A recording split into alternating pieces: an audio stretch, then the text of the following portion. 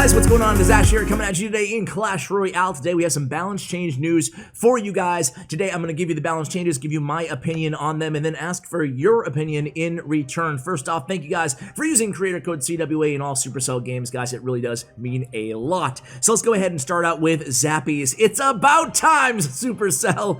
It's about time, Supercell. Zappies are getting a buff. So Zappies will now have a damage increase of 20%. Also, hit speed will be changed from 1.6 seconds to 2 seconds. That is a 25% reduction in their hit speed. However, their first attack will be faster. That first attack will be moved from 1.4 second to 1 second. And then last but not least, they have a staggered deploy time of 0.15 seconds. So a small stagger to their deployment. Now, I'm going to give you what Supercell said, and then I'll give you my opinion and why I think this is actually a really big buff in my opinion. So why? Zappies is a tough design to balance. While they are fragile with low damage, they have the ability to stun lock enemies unless they could be dealt with. We want you to be able to play your cards, so having other cards that shut down interactions is a no-no. When Zappies were completely viable before, the meta became overly defensive and difficult to break through.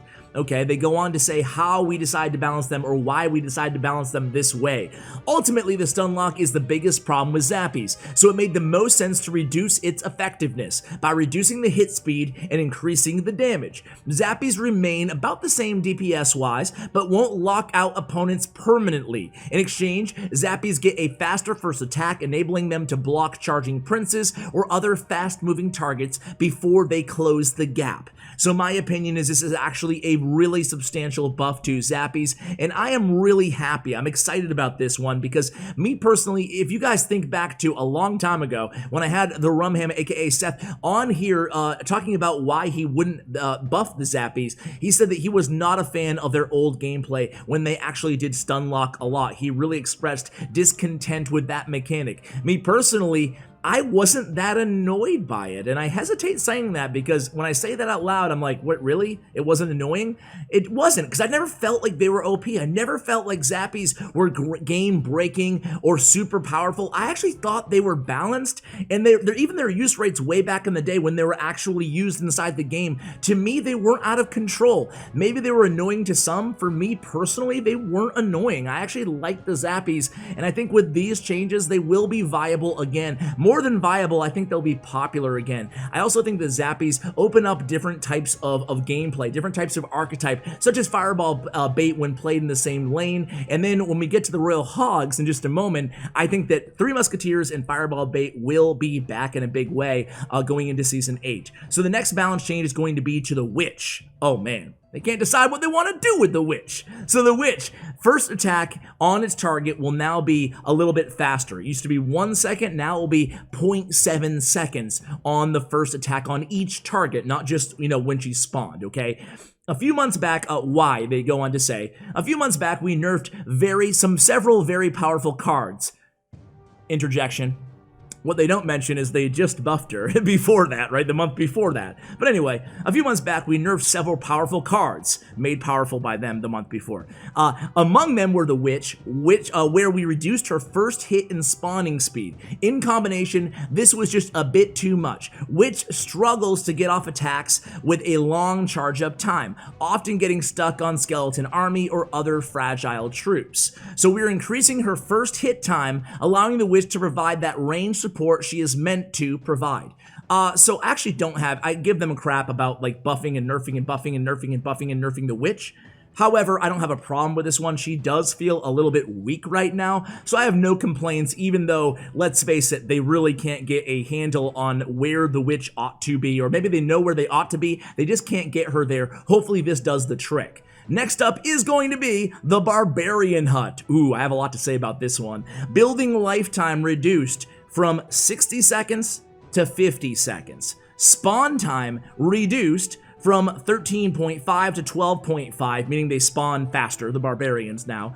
And it now spawns 2 Barbarians after it's destroyed. Think of the Goblin Cage as a good comparison. After it's destroyed, boom, 2 Barbarians pop out.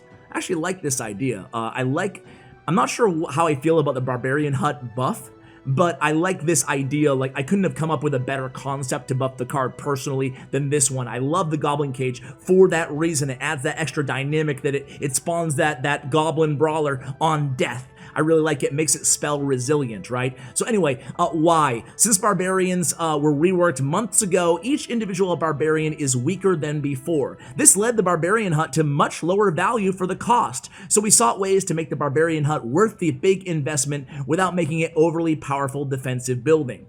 Let's be honest though, Barbarian Hut has sucked for a long time, way before that Barbarian rework, right? How? Despite the reduced lifetime, Barbarian Hut will spawn the same number of total Barbarians at 10. The last wave will come when the building dies, making the hut a bit more spell resilient and consistent against giant and golems. The slightly faster spawns will allow waves to build up more, making Barb Hut better at creating offensive meat shields to tie down enemies' towers. I like it. I like the change. I mean, again, you could argue whether Barbarian Hut being viable in the meta, being a meta card, is a good or a bad thing for the game, and honestly, I'm not going to take that argument right now. I'm just going to talk about how they decided to rework / buff the card, and I like the changes to the Barbarian Hut. I do remember back when the Barbarian Hut was meta about a year and a half ago or so, and there's 2 cards that I think of, maybe 3 including the Royal Recruits, that I think of that were always paired with it. And I'm not sure exactly why, but I think it's an indirect buff, and it's a stretch to say this, but I think it's an indirect buff to the Flying Machine and the Dark Goblin, because both of those cards were just always with the Barbarian Hut. I'm thinking of that one meta deck with the Royal Recruits as well, so I actually liked that deck, you know? I think there was a Hog Rider in it too, but either way, I like it, and I would like to see Barbarian Hut and kind of like Flying Machine paired together more often. I don't know, again, maybe I'm making too big of a stretch on this one. Either way, I have no problems with that Barbarian Hut balance. And then moving right along here, the last card, that's right, there's only 4 buffs coming to the game, is the Royal Hogs. Royal Hogs damage increases by 6%. Wow. I mean, some of you guys said, because I've shared 2 Royal Hogs decks this week. As a matter of fact, one of them was yesterday, my favorite deck right now, so I'm excited right now, right? Because I think it's going to be strong. Royal Hogs damage plus 6%, so plus 6% times 5 hogs. This is going to be way more dramatic than I think people might realize just after seeing that 6%, because it's 6% compounded every single hit times 5 Royal Hogs, right? So I actually am a big fan of this, but I think they might be too strong now. Anyway, let's see what Supercell says. Royal Hogs haven't found their place in the meta. On ladder, they struggle against wizards and Valkyries. In challenges, they bump into Mega Knights and Bomb Tower. However, they didn't usually provide a good reward for the cost / risk. A simple damage increase is appropriate here. We want to raise the reward half of the risk-reward trade made with the Royal Hogs a bit to make them a bit more threatening to face against so many effective defenses. So interesting. I already thought they were effective. I mean, I am one of those, I don't think that most of you will agree with me here, but I was a believer in Royal Hogs. You can split them, you can use them with Fireball Bait as long as you have that Magic Archer in the deck. Notably, Magic Archer not nerfed, a lot of pros calling for the Magic Archer nerf did not happen inside this balance change. No other changes, either no other nerfs at all to any card in the game.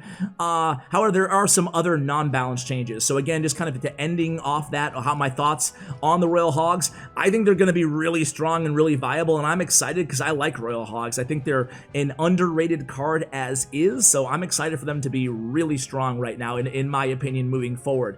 Anyway, other changes, they added the Firecracker to Clan War collections, draft modes, Mega Deck Touchdown, Mini Collection, and Clan War Collection Day battles have changed. You guys can see that on the screen right now for 1v1 and 2v2. I'm also going to flash up the new classic decks for Season 8 inside the game on the screen right now. So guys, let me know what you think of these balance changes, and also as kind of a side programming note here on CWA, you may or may not have noticed, but the last few months, unless there's a new card with each individual season, I haven't been doing a video just to show the skins or the emotes, because, I don't know, for me, it doesn't really constitute just quite enough to do a standalone video on, but I do share those on my Instagram and on my Twitter, so, and on my Facebook page, so that's right, I still use Facebook, not personally, but some people like it for the gaming stuff. Anyway, my Facebook page is CWA Mobile Gaming. My Instagram is Clash_with_Ash, And my Twitter is at CWA. So every season you guys can see those skins. You can see the new arena artwork. You can see the emotes as well. I include those on all my social medias. So if you haven't caught them, you want to catch them, go check out a better YouTuber than me that has the that actually covers all that stuff, or of course follow me on social media. So guys, thank you again for watching. Let me know what you think of the balance changes. Huge shout out to Stutts, Royale, and to Bren Chong, my YouTube partners. Check out their information in the description below. Thank you, and as always, take care, guys.